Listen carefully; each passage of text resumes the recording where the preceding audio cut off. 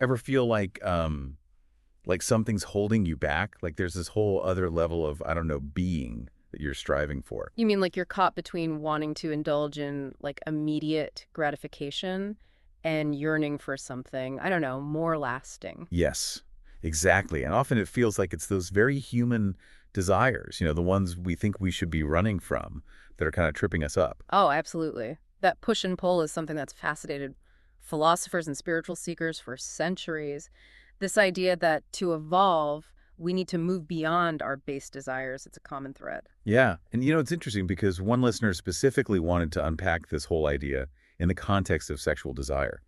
So we took a deep dive into an episode of this spirituality podcast, The Path to Transcendence, to kind of get into the nitty-gritty of it all. Interesting. It's certainly a bold starting point because honestly, is there any desire more, I guess, fundamental to the human experience? Right. So the host, Sarah Mindful, she had this really interesting take on desire, especially sexual desire. She doesn't frame it as this inherently negative thing, but more like raw energy. Oh, I like that. So it's not about denying those desires, but more about what? Harnessing them. Exactly. And she even suggests that this energy, if understood and channeled correctly, can actually be a pathway to a more elevated state of being. You see this idea mirrored in a lot of ancient philosophies, actually. Like the Stoics, for instance. They weren't saying get rid of all desires, but rather learn to desire differently. Can you elaborate on that a little? How do you desire differently? Sure. So the Stoics believed in focusing your desires on things within your control, like accepting what is, appreciating what you already have,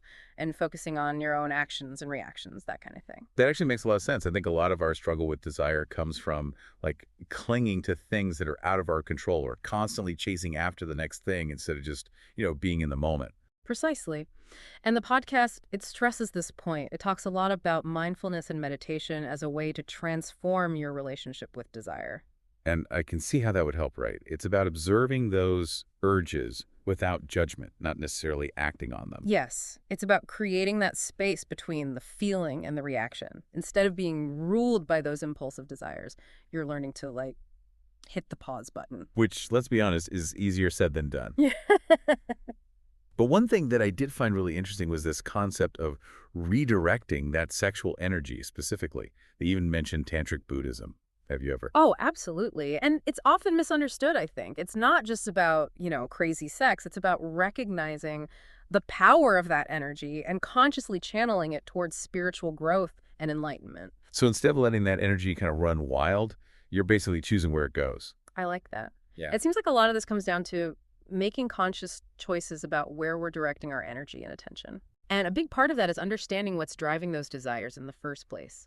Sarah Mindful pointed out that often our yearning for, say, connection or intimacy stems from deeper unmet needs. Oh, absolutely. Yeah, And I can see how if you don't address those root causes, you might end up chasing after something that can never truly satisfy you. like trying to quench your thirst with salt water, right? Yeah. You're just left feeling more depleted.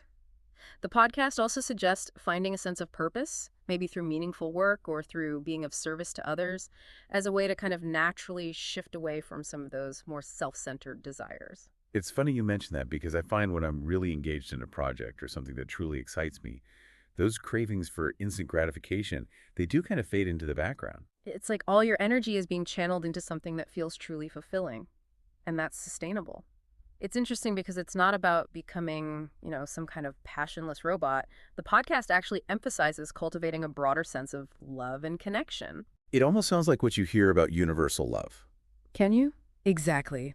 It's about recognizing that interconnectedness, cultivating compassion for all beings, ourselves included, and realizing that love, real love, isn't this limited resource. That's really beautiful when you put it that way. And it makes this whole process feel less like deprivation and more like dot evolution. Right. It's about expansion. And I think it's important to remember, and the podcast touches on this, that this is a journey, not a destination. It's going to be messy. There are going to be setbacks.